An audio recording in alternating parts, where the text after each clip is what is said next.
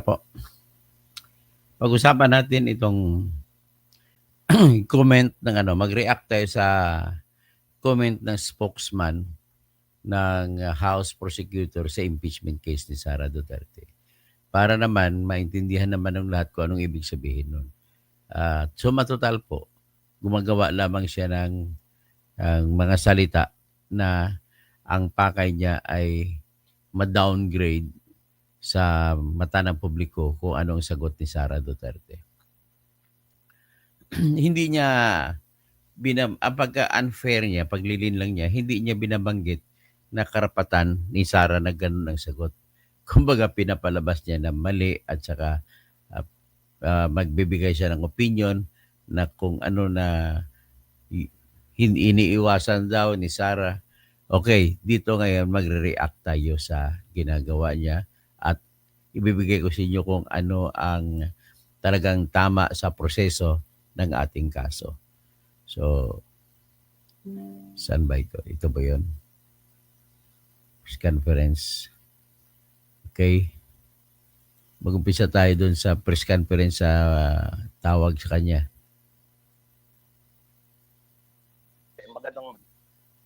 Okay, yan. Pakinggan muna natin siya tapos magre-react ako.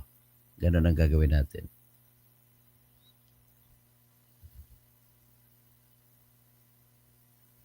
Yan. Hapon po sa inyong lahat. Ako po ay humaharap sa inyo ngayon upang liwanagin ang ilang mga nabibinbin na mga issue kaugnay sa naging aksyon ng Ombudsman sa rekomendasyon report ng mababang kamara, yung komite nito sa Committee on Good Government and Public Accountability, pati na po mga bagay-bagay tungkol sa answer ad cautelam na inilahad ng nasasakdal na pangalawang Pangulo. So, ibig sabihin, iklaro natin ang pag-usapan yan at sasabihin niya yung ginawa ng Ombudsman na pinapasagot si Sara Duterte at kung ano ang laman ng sagot ni Sara, kung anong kanilang mga reaction. With that, handa po akong tumanggap ng mga tanong sa inyo. Thank you, Attorney Bukoy. For today's first question, we call on Melalis Moras from PTV4. Sa PTV4 ito. Hi, good afternoon po, Attorney Bukoy. Tanong ko lang po sana, una sa lahat, ano po ang masasabi ng House Prosecution Team sa naging reply ng kampo ni Vice President Sara Duterte dito sa writ of summons ng Senate Impeachment Court? Actually, ang tanong mo dapat hindi ano ang masasabi, ano ang nasabi. Kasi spokesman lamang siya, madam. Tapos hindi sagot sa writ of summons, mali yun. Sagot sa impeachment complaint. Ang writ of summons, ang ibig sabihin nun, ay utos na sagutin mo ang reklamo. So, ang sinasagot niya ang reklamo, hindi ang writ of summons. Okay? So, pakinggan natin ang sagot ni Atty. Bukoy. Ang inilahado, ang final ng ni Vice President Duterte ay hindi reply, kundi isang answer ad cautelam. Oh, tama ka naman. Answer ad cautelam. Kasi technically speaking, ang reply ay sagot naman ng prosecutor sa sagot ni Duterte. So, ibig sabihin, ang sagot dito ni Duterte ay tama na sa Atty. Bukoy para tawagin na answer ad cautelam. Okay. Ano po ang aming reaksyon dito?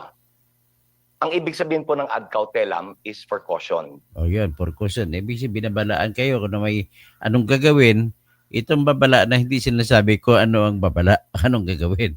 So, ad cautelam, masarap pakinggan, pero isa lang ibig sabihin na nag-warning sa prosecutor, sa kalaban, at saka sa korte na may gagawin pa ang prosecutor. Ang sumasagot yung mga abogado ni Sara Duterte. Consistent din po ito sa kanilang sinumiti na entry of appearance ad cautelam. So ano ba? Bago natin pasagutin si Atty. Bukoy, nais ko muna sasabihin sa inyo, I just want to educate to you.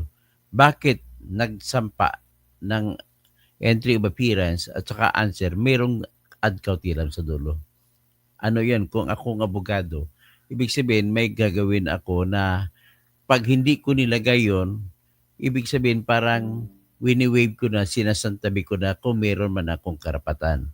So ngayon, ganun po yung function ng AUD-CATELAM. So ngayon, ano sa tingin nyo? Simple lang po. Kasi unang-una, from the start, nagsasabi ng mga abogado ni Sara Duterte, tsaka si Sara Duterte mismo nagsasabi, base dun sa kanilang sinampa na petition for certiorari sa Supreme Court na hindi pa tinutugunan ng Supreme Court hanggang sa ngayon, ay walang authority ang House of Representatives sa pagsampa ng kanilang impeachment complaint sapagkat ang tinatayuan ng mga depensa ni Sara ay pang-apat na po na reklamo yun at iyon po ay labag sa Article 11, Section 3, sub paragraph 5 ng na nagsasabi na hindi pwede sampahan ng mahigit sa isang reklamong impeachment ang isang impeachable na opisyal kagaya kay Sara Duterte. So yan po ang una ko nakita ko na warning nila.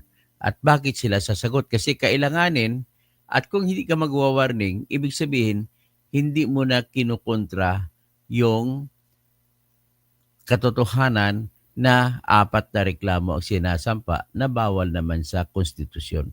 Okay, yan po yung unang dahilan kung bakit sila naglagay ng ad cautelam. Sa mga punto naman mga abogado, pag pumasok ang isang abogado, kailangan klaruhin niya sa korte, bakit ka pumapasok? Ang ibig mo sabihin, pag pumapasok ka, tatayo ka bilang depensa, ay tinatanggap mo yung kaso na isang lehitimong kaso?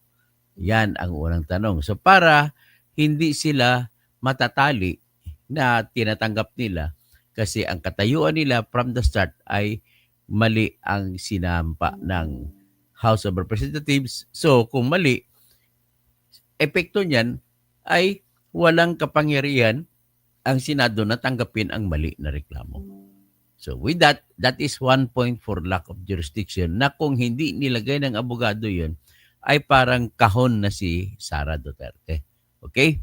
So, ibig sabihin, nagre-reserva siya at nagsasabi lang siya ng stance na hindi nila sinasantabi ang karapatan sa pagki-question sa lack of jurisdiction or lack of authority. Ano pa ang pangalawang lack of authority nila? Yung pangalawang lack of authority nila, base na rin sa sinampa ng mga kakampilang abogado, mga Mindanao lawyers, na wala ng jurisdiction ang kasunod na Senado pagkatapos nitong Senado na nag-exist sa ngayon habang nag-uusap tayo. So kung wala na silang authority, ay ang katwiran nila, ang impeachment complaint, pag sinabi sa Constitution that the Senate must act forthwith, ibig sabihin, tinutukoy yun ng kasalukuyang Senado. Hindi yun nagtutukoy sa kasunod na Senado.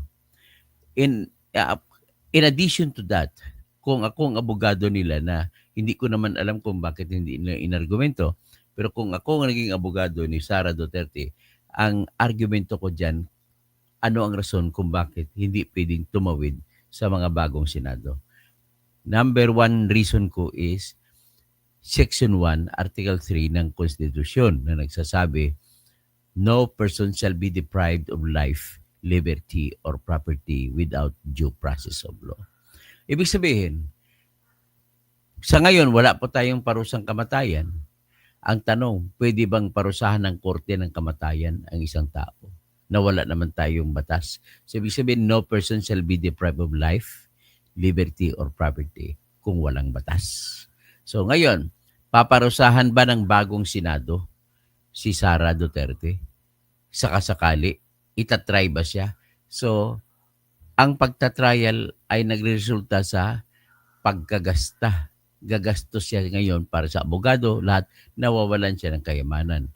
So, kung papayagan na magtatrial ang pangalawang Senado, yung mga bagong Senado, na wala namang batas na nagsasabi na yung pangalawang Senado ay magkaroon ng karapatan, ay yan po ay labag sa Section 1, Article 3 or Bill of Rights ng ating konstitusyon nagsasabi, walang sinuman ang mapaparusahan kung walang proseso ng batas.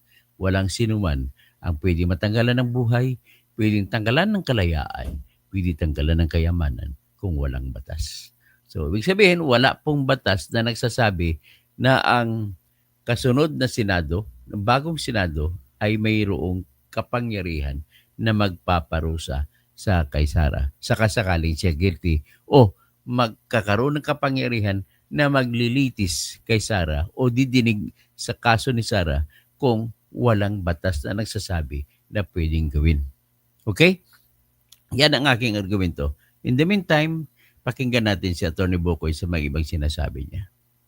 So, ibig sabihin, hindi pa niya tinatanggap yung o kinikilala ang jurisdiction ng impeachment court. Natural. Bakit mo tinatanggap? Kasi tanggapin mo, ano ka na, touch move ka na. Sapagkat ayon ho sa rules, pag ikaw ay nag-file ng special appearance, dapat ilahad mo ang dahilan kung bakit mo kini-question ang jurisdiction ng husgado. O, kinilagay naman nila. Sabi nila, pang-apat na kung reklamo. So, wala nang jurisdiction ang Senado. Walang jurisdiction ang mga House of Representatives na maggawa ng pang-apat na reklamo. At wala ring jurisdiction sa makatwid ang Senado na tanggapin ang pang-apat na reklamo. Ganun lamang po yan. So, wag mong linlangin ang publiko, Atty. Bukoy. Karapatan naman ng kahit sinong nasasakdal kung mali ang kaso na kukontrahin. Ang ginawa niya, ang ginawa ng pangalawang pangulo through her lawyers, pamamagitan ng kanyang mga abogado, nag-file lang ng ad cautelam, entry of appearance, pero walang sinasabi kung anong dahilan. Ganon din po yung Entry of appearance pa lang naman yun, Mr. Bukoy. At hindi naman obligado ang abogado na magsabi kung anong dahilan sa unang pagsalita. Antay nila ang tamang oras kung kailan sila maglalahad. At naglahad na nga sila nung sampa sila ng answer ad cautelam kung bakit ad cautelam. Nilahad nila doon na walang jurisdiction ng Senado, wala ring mali rin ang impeachment complaint na nilabag ng House of Representatives ng iyong mga principal ang reklamo na isang reklamo lamang ang pwedeng isasampa. Okay? Sa loob ng isang taon. kanilang ginawa nung sila ay maglahad ng answer ad cautelam.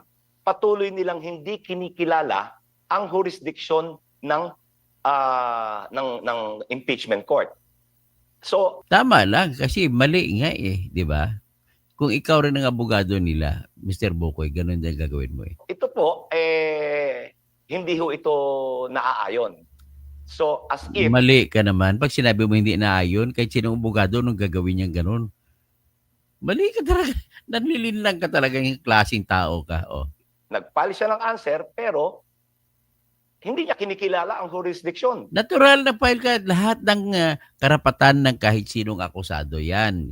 Sa criminal case man sa kinakasuhan ka, sabihin mo, wala nang kapangyarihan ang korte na maghahatol sa akin o maglilitis sa akin, bakit mo ko kinakasuhan dyan? Ganun lang po kasimple. At karapatan yan, bakit pa po Atty. Bukoy ilalagay yan sa rules of court yung karapatan sa pag-question yung jurisdiction kung mali?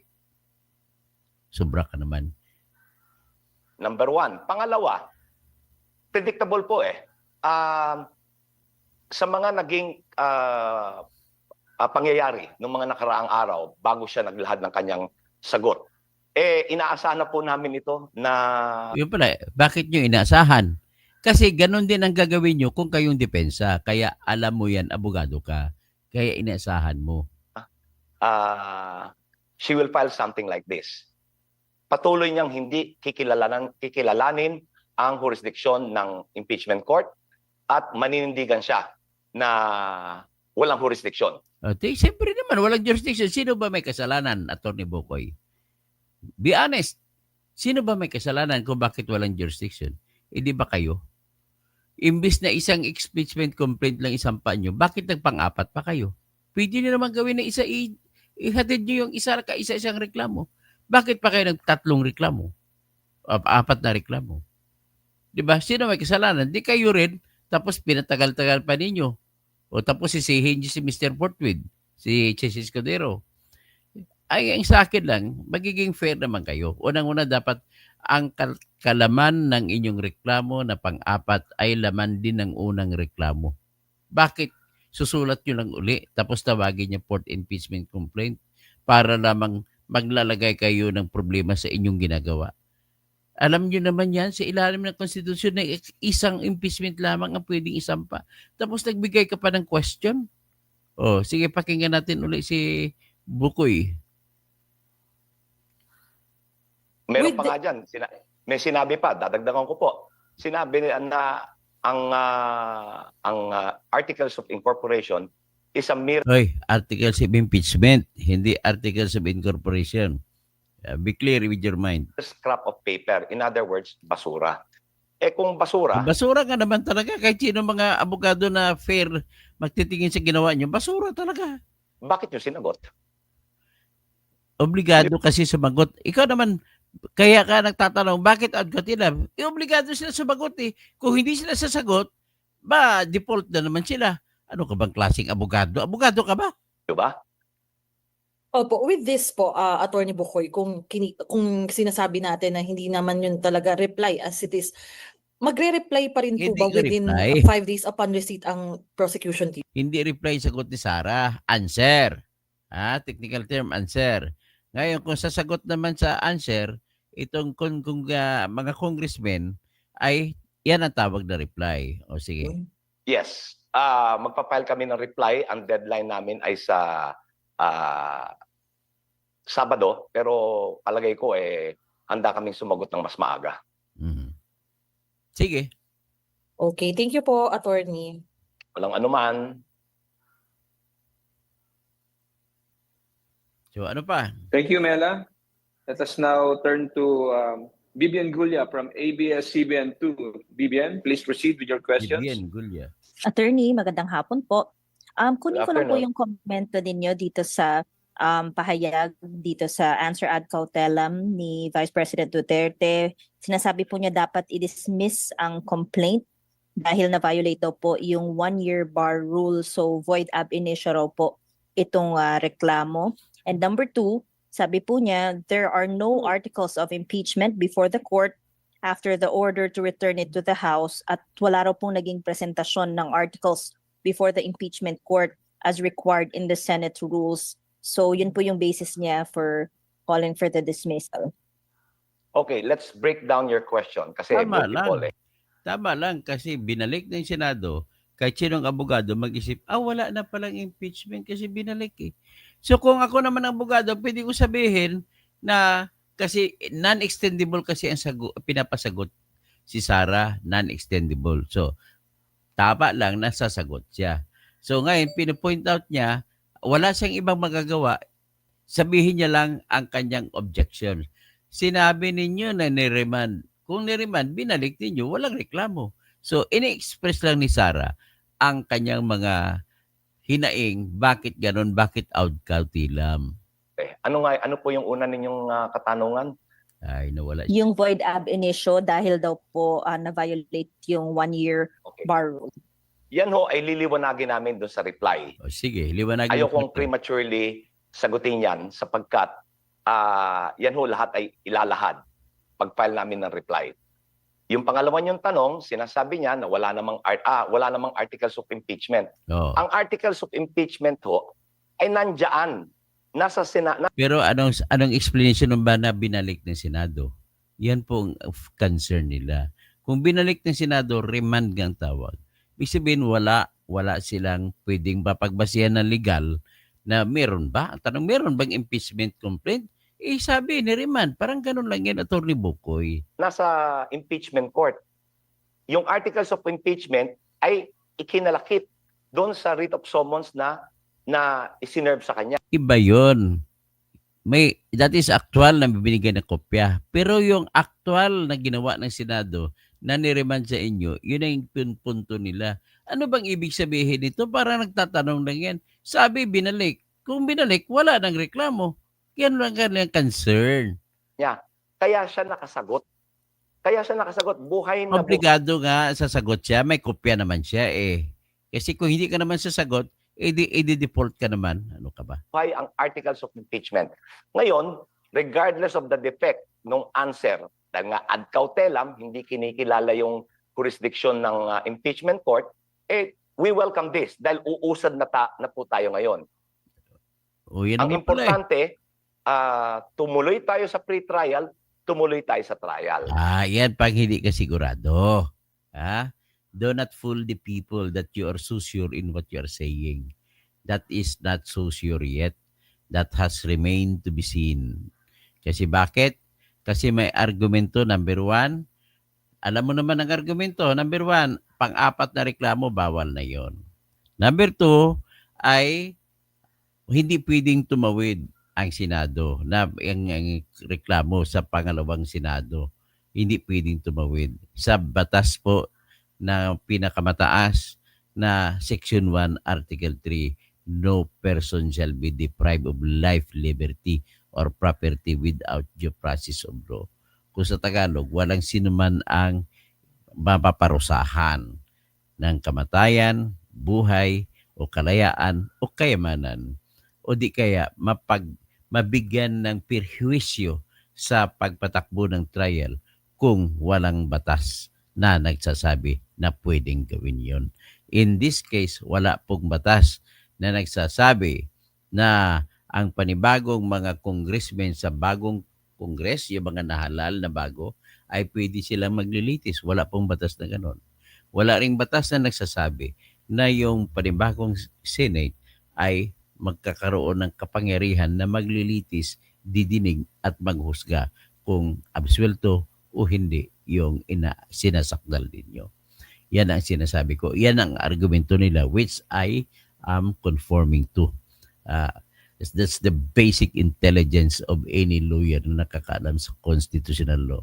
Kasi bakit ang kapangyarihan po ay hindi nyo pwede sabihin na pinapalagay mo, palagay ko meron kaming kapangyarihan. Hindi po pwede yun. Kailangan klaro sa batas at may sinasabi na may kapangyarihan ka. That's all. Pakinggan natin si Bukoy ulit. Yung finally, yung pangatlo, sinasite niya na hindi tama na mag-proceed to trial dahil sinite niya yung may kamalian sa proseso at sinasabi niya yung Kaya yan dapat ang ipaliwanag ninyo sa inyong reply. Sasagutin nyo bakit walang kamalian sa proseso. Ang akusasyon naman ni Sara sa inyo sa kanyang sagot, may kamalian sa proseso kaya walang kapangyarihan ang Senado na tatanggapin ang inyong reklamo. Sa ganung punto, pang-apat na reklamo. Paano yung sagutin? Tapos ito naman, sa pangalawang argumento, walang jurisdiction, walang authority ang bagong Senado kasi walang batas na nagsasabi na pwedeng ang bagong Senado ay maghahatol, mag-uusig. Ganun lang ho, kasimple yan. Kumbaga para mong UP Law graduate ka pa naman, dapat dinidepensahan mo yung pangunahing karapatang pantao. Yan po pinakauna sa karapatang pantao. Ang huwag matanggalan ng buhay, kalayaan, at kayamanan kung walang batas na nagsasabi na pwedeng gawin yun. Okay? Ganun lang kasimple. Pakinggan pa natin ulit si Mr. Bukoy. impeachment rules number 1013, I think, 1013, na sinasabi na dapat i-exhibit ng prosecution ang articles of impeachment.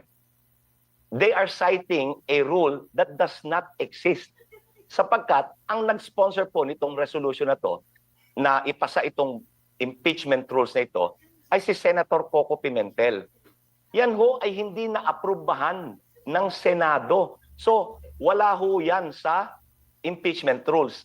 Ang effective, what governs the impeachment rules now ay yung Senate Resolution number 39 na walang nakasaad doon na dapat mag-exhibit o magpresenta ang prosecution ng articles of impeachment bago panagutin o bago pasagutin ang nasasakdal na opisyal. So yung sinasite nilang rule doesn't exist. Ang problema sa iyo, masyado ka naman, ikaw ngayon nagpupunta sa technical. Inakusan mo si Sara ng technical, ikaw ngayon nagte-technical. Okay, suma total po, yung mga sinabi ni Atty. Bukoy ay mga walang kwenta, panlilindang lamang. Ang parang sinasabi niya na hindi karapatan ni Sara ang kumontra, ang magtatanong kung may authority pa ba yung Senado na mag-entertain ng kaso, magkakandak ng trial. Lahat tayo gusto natin magkaroon ng trial, pero hindi mo pwede isantabi yung pinaka-basic na kapangyarihan. Hindi ka pwedeng gumalaw kung walang batas na nagsasabi na gagalaw ka. Kapag ang galaw mo ay makapagdulot ng katanggalan ng kayamanan, buhay at kalayaan ng ibang tao, kailangan may batas na nagsasabi. Understood? That's basic. That's the principle of human rights na napaka-basic. Para kang hindi graduate sa College of Law ng UP pag hindi mo pa kilalanin yan, Mr. Bukoy. Pagkatapos, doon natin, first part ito, pupunta tayo sa second part pagkatapos nito kasi para maintindihan lang ninyo. Unang-una, ang kini-question lamang niya dito yung bakit nagsampa ng answer ad cautelam at saka entry of appearance ad cautelam. In short, ganun lang po ang i-issue natin. Bakit ad cautelam? Ang sagot ko dyan ay para malaman ninyo, ad cautelam ay nagbabala yung mga abogado ni Sara na yung pagsasali nila bilang abogado ni Sara ay may reserbasyon na pwede silang umatras, pwedeng tumuloy. Okay? Ano bang mga reserbasyon nila? Ito na, nang sumagot sila ng answer ad cautelam, doon mo na malalaman kung ano ang kanilang reserbasyon. Ang unang reserbasyon nila na pwede silang magsasabi, kinwestiyon nila na walang kapangyarihan ang Senate Impeachment Court tatanggapin ang reklamo sa anong mga dahilan. Number one, pang-apat na reklamo na yan at labag yan sa Article 11, Section 3, Paragraph 5 ng ating 1987 Constitution na pinakamataas na batas sa Pilipinas.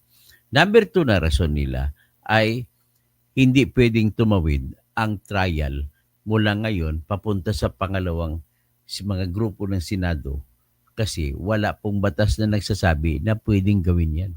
At tandaan nyo po, pinakaunang karapatang pantao na nakasulat sa Bill of Rights o kalipunan ng mga karapatang pantao ay yung nagsasabi na walang sinuman ang matatanggalan ng buhay, kalayaan at kayamanan kung walang batas na nagbibigay ng kapangyarihan na gano'n. Kailangan ipoproseso sa batas. Kung sa English pa, no person shall be deprived of life, liberty, or property without due process of law. And nor any person shall be denied the equal protection of the law. Ang sinasabi niyan lagi ni yung namatay o si Anhing Alfredo S. Lim na nagsasabi, ang sinasabi niya, everybody must, the law must apply to all, otherwise none at all. Yan ang sinasabi niya. Kung anong batas na naukol sa iyo, Mr. Bukoy, i-apply din natin kay Sara. I-apply din natin sa akin. I-apply din natin kahit kanino. Kahit sinong akusado ay hindi nawawalan ng karapatan na aasa na respetuhin ang Section 1 ng Article 3 ng ating Konstitusyon. Ganun lamang po yan, Mr. Bukoy. So next, may isa pa silang pangatlo na hindi pa nasabi. Pangatlong reserbasyon. Sigurado ako na pangatlong reserbasyon nila yung verification. Kailangan po sa verification na nakakabit sa reklamo, lahat ng reklamo, kahit saan korte mo isampa, kailangan may nakakabit na verification. Bine-verify.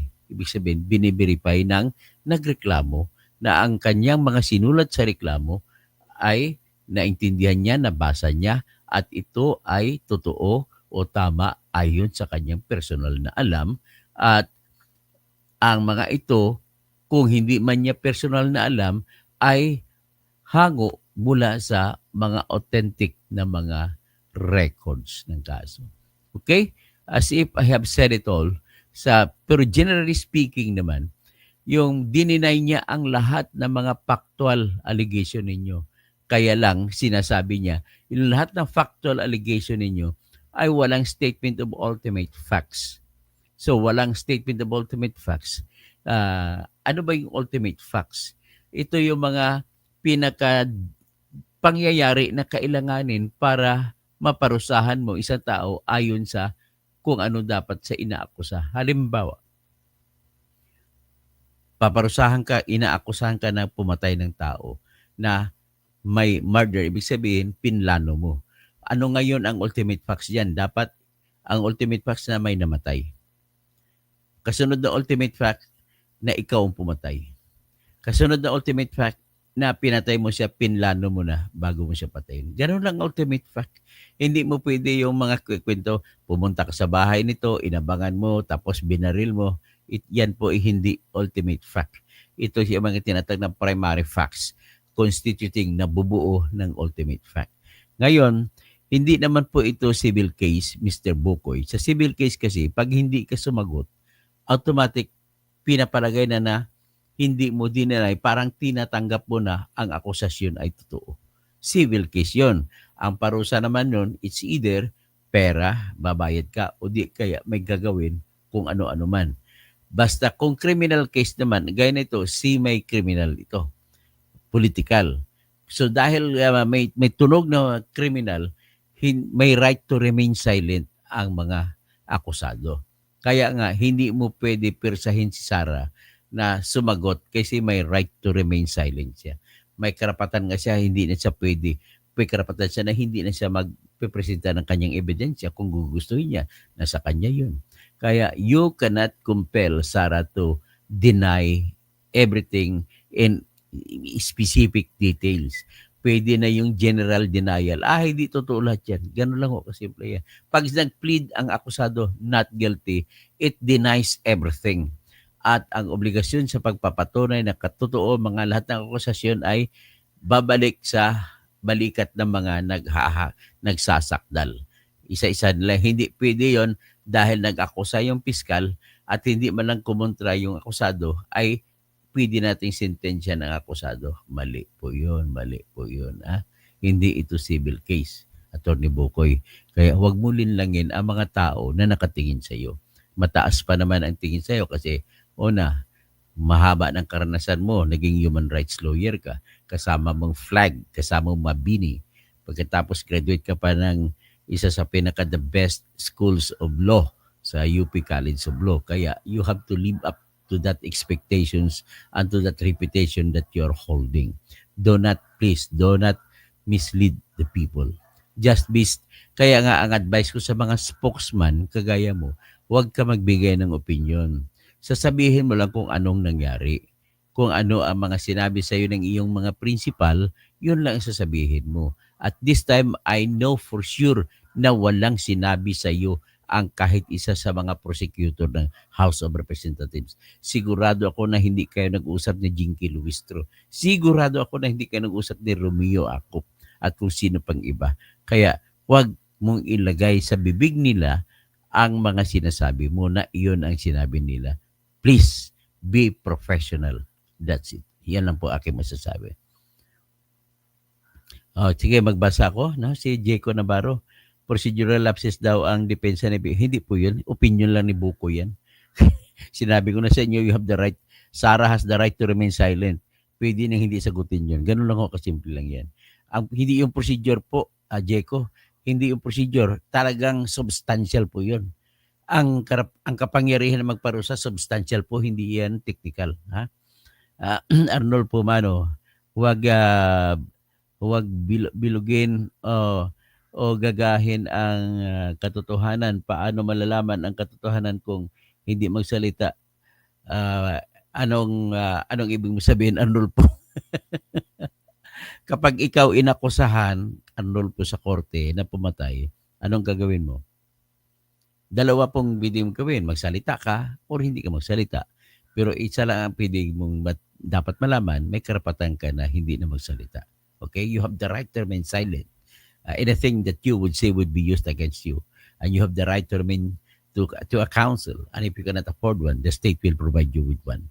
And you have the right to phone call. Sa Amerika may phone call pa eh. Dito wala ng phone call. So I hope so naintindihan ninyo kung anong proseso. Ha? Itong proseso kasi hindi naman ito civil case. May pagka-administrative case ito at the same time criminal. Kasi nga may parusa, di ba? Thomas Isplana, good morning. Dr. Toto Tirador, nanawagan lang ako na mag-like and share na tayo na mapanood ng ating kababayan. Okay, salamat po. Romel Bengson, naimbag na bigat, Tirador. Naimbag na bigat sa mga kapsat ko na mayap-aabak sa mga kabalen ko. Teacher's Pet TV, Dr. Toto, ano po mga naipanalo ni Bukol na kaso? Hindi ko alam. Nagkukunwari, pero the way he speaks, it does not suggest that he is a good lawyer. Yabang lawyer lang ito. Ophelia E. P. Beth Taipan, matalino kang abogado to nito, dapat tumakbo kang senador. Sa sunod na lang pag-usapan kasi pag tumakbo ako, pera kailangan, no? Nevertheless, nagkakampanya ulit ako, please donate kayo po sa akin para pambayad ko sa Senate Electoral Tribunal sa kasong kuwaranto na isasampa ko laban kay Erwin Tulfo. So, Gilly Ramirez, good morning. Kasi ang ibabayad ko doon 60,000 lahat.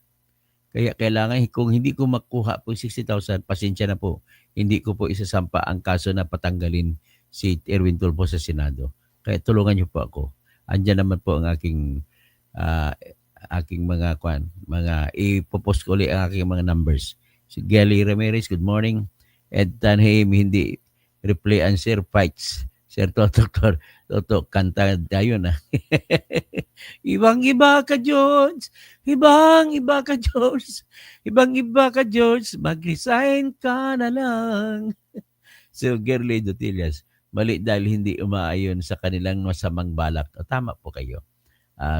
Pastor Rodi Rabi, magandang umaga po. Si Rogelio Rosalin, watching from USA. Andrea Gueco, watching from Singapore. Rogelio Kakatapado, watching from USA.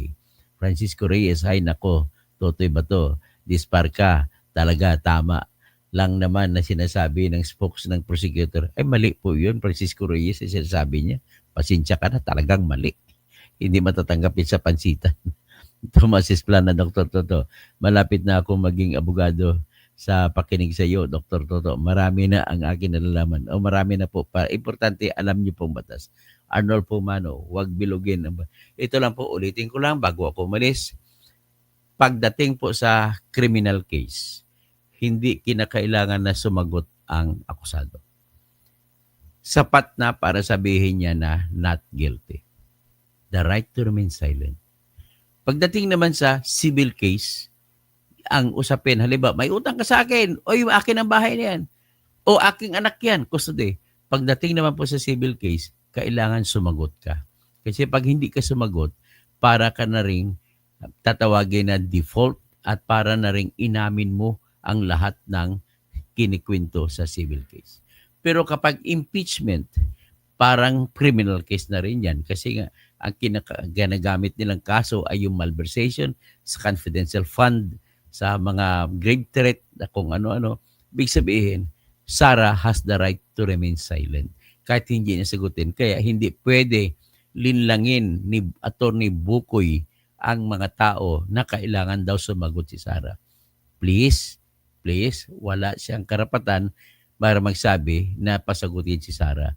Kasi the only thing that Sara lawyers will do is, sige, tanggapin namin. Anong akusasyon ninyo? Ganun ba? Hanggang sa dulo, ganun ba? Asan ang katibayan ninyo? Yun ba? Yun lang makatibayan nyo.